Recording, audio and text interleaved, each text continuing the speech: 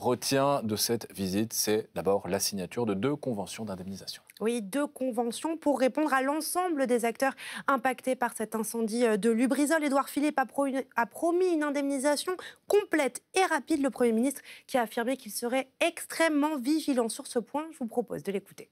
Lubrizol s'est engagé vis-à-vis des agriculteurs, c'est le premier protocole, vis-à-vis des commerçants et des entreprises, c'est le deuxième protocole, à indemniser au fur et à mesure que le préjudice établi pourrait être démontré et même invoqué par l'ensemble des acteurs.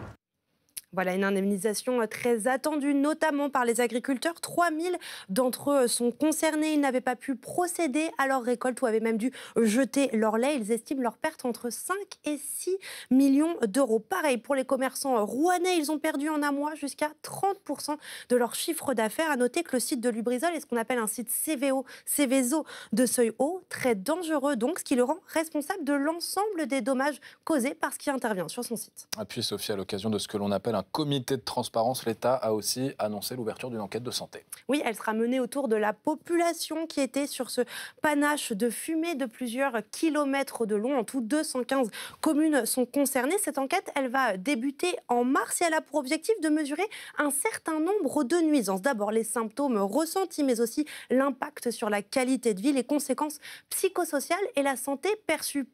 Pourquoi? Car il ne s'agit pas d'une enquête biologique avec des prélèvements. Ça a provoqué l'ire des écologistes, notamment du député européen David Corman, qui a qualifié cela de scandaleux. Depuis l'incident, il faut le rappeler, de nombreux habitants se plaignent d'odeurs et de symptômes persistants comme des nausées ou des maux de tête. Au total, 9500 tonnes de produits, en majorité chimiques, ont brûlé lors de cet incendie le 26 septembre dernier. Et on rappelle qu'une enquête est toujours menée par le parquet de Paris. Merci Sophie Gauthier, l'écologie.